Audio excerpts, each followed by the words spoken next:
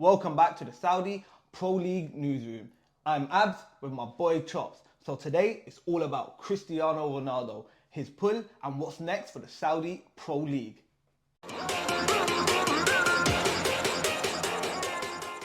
So we're here to talk about the one and only GOAT, Cristiano Ronaldo. So Abs, tell me, why do you think he made the move to the Saudi Pro League? First of all, I think it was impossible to reject an offer like that was put on the table. 200 million a year tax-free. So we have to be completely honest, right? Anyone that is given that opportunity is going to take it. Money talks. Of course, always, right? However, I think we have to look at Ronaldo as a person and his career overhaul. So at United, he kind of won it all, left. Yeah. Went to Real Madrid, won it all, left. Won it all 4 times, bro.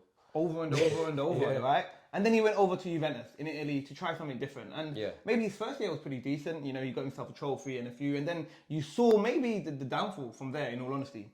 And again, believed in himself, came back to United and was like, I'm going to boss it in the Premier League. And it may not have worked out for United. Arguably, he did.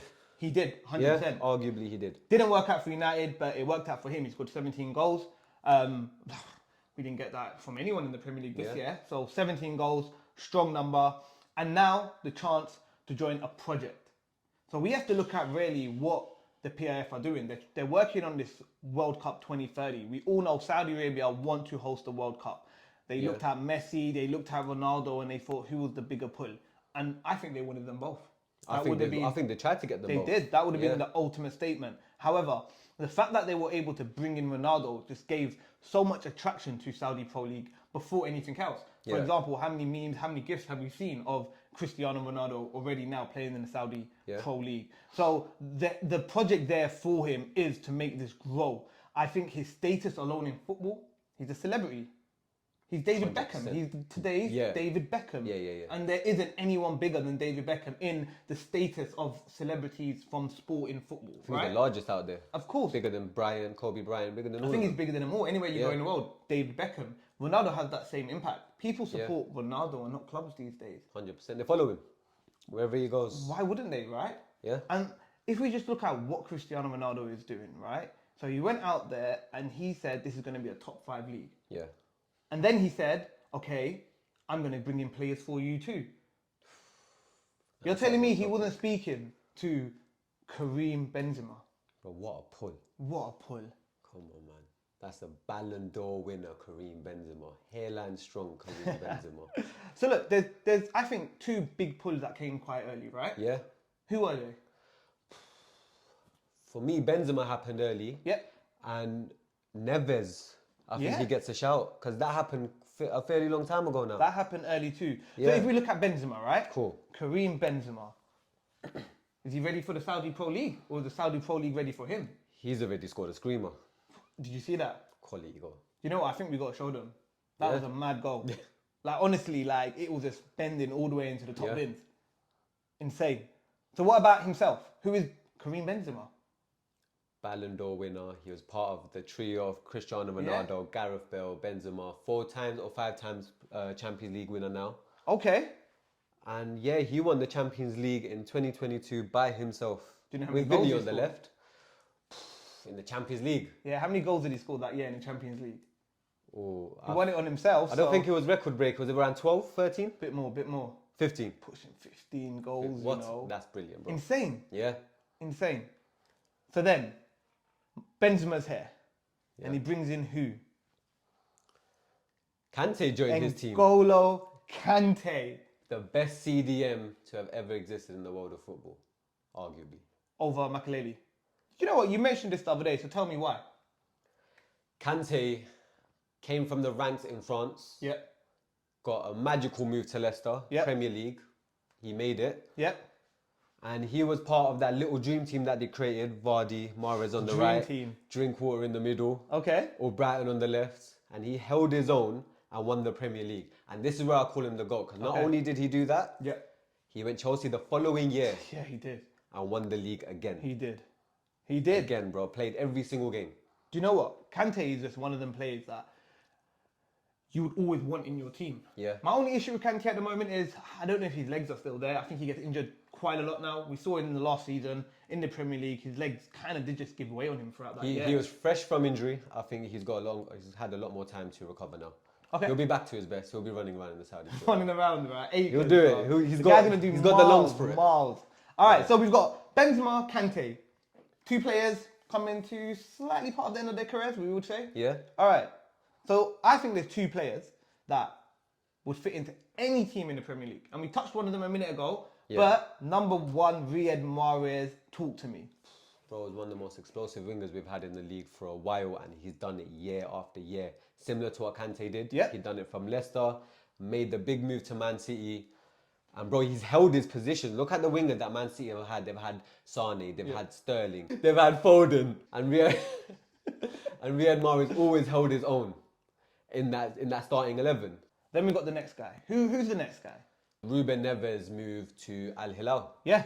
I don't think they liked it. This is a player that's just entered his peak. Loads of English clubs wanted him. I think Barcelona were in for him at one point. I think it was more than Barcelona. Look, we had Barcelona, we had United, we had Arsenal that looked at him at one time. There was rumours, that he potentially, was going to go over to PSG at one stage. But it kind of just never happened. It was one of them players that you always knew was too good for Wolves. Yeah. Right? Too good for Wolves. Like, the guy was level. He's done his job there as well. He held Wolves always to a high mid-table position. The guys took them from the Championship into the Premier League and stayed loyal to them even when everyone could see that this guy was just way too good. He takes the play. He's got an incredible free kick, an incredible shot on him. And can he pick a pass? Yes, he bloody can, right? Yeah. So for me, Ruben Neves is someone I would love at Manchester United, someone you would love at Tottenham. And 100%. The fact that he's playing at Al Hilal in the Saudi Pro League, in his general prime, what a pull. And I think it's only happened because of Cristiano Ronaldo and Benzema. Otherwise, why else would you go? Yeah. Right? Well, money. Money. It always goes back to the money, of course. Everyone has a price. Everyone has a price. So there's not just a lot of movements with the players in the Saudi Pro League. A lot of managers have been coming in as well. One thing I need to mention in the previous video, I did say Al Ahly are linked to Spalletti. You did. The manager that won the league with Napoli. I'm not sure what happened with that deal, if it fell through or he rejected it, but Al Ahly have appointed Matthias Heisley from RB Salzburg. I hope I'm pronouncing his surname correctly. I don't think you did, but it's okay. I don't know how to say it either. So he came from RB Salzburg. You know what RB Salzburg are known for? They're known for the high press, gegenpressing football. He's going to bring that to the Saudi League, so something different. I'm still learning a lot about the Saudi League, so I'm hoping I don't want to see no hoof the ball, Stoke City style of play. So that's done. You would hope so. Yeah. It depends, right? Because he's come from the RB School of Thought. Yeah. They play intense football. So if you bring this into the Saudi Pro League, technically he could change the way a lot of clubs in Saudi play football. Yeah. Maybe. Ralph Ragnet, that's his School of Thought, so let's see what he can do. However, the next one, Al Hilal. Who they got? So they brought back George Jesus. So he was at Al Hilal before. I think it was around 2018. He actually won them the Saudi Cup at that time. So potentially he's going to bring back quick football because that's what he plays at Benfica and previous clubs where he was before. However, let's see if he can bring them back to the winning ways. So Al Nassr still have Luis Castro, but more importantly, the champions. Who do they have? Bro, this one makes me angry because I can't believe he won the league.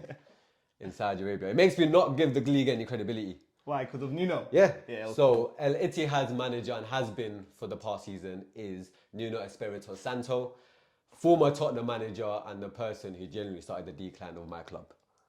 The decline? The decline. I believe that. And lastly, guys, we saved this one for last. Ettifaq. They have brought in legend of English football, the best player to ever come out of Liverpool Football Club, Steven Gerrard. Goat. You just call him a goat. So, Steven Gerrard's here. What about him? Bro, I think that's a smart move for Steven Gerrard. Yeah? He had a great stint at Rangers. Great, okay. He had a great stint at Rangers. And he got a job at Aston Villa, which didn't go to plan. But if he wants to reignite his career, there's no better place right now than the SPL. Show what you can do. It's like a blank canvas kind of league. Yeah. Let's show what kind of football you want to show the world. Do you know what? He has an opportunity again to work with some elite footballers. Aston Villa, he had that. And I think most people thought, you know what, Steven Gerrard's never going to have that chance again to kind of work with these top level footballers. Yeah. He's going to have better players at Ettifaq than he probably had at Aston Villa. Think about it, right? So this is an opportunity for him to really grow. And, well, let's see what he does.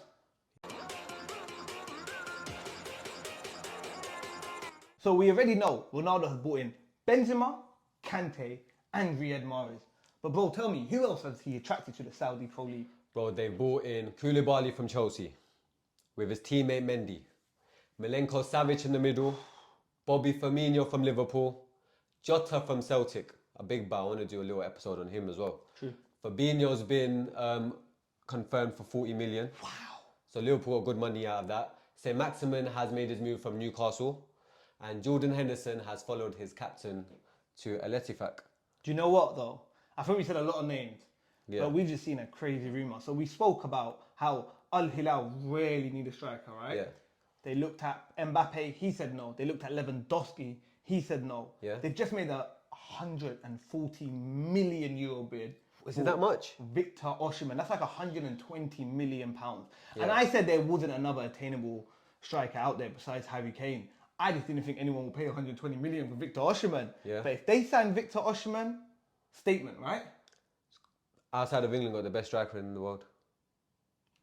Kane and Osimhen at the moment, Yeah. isn't it?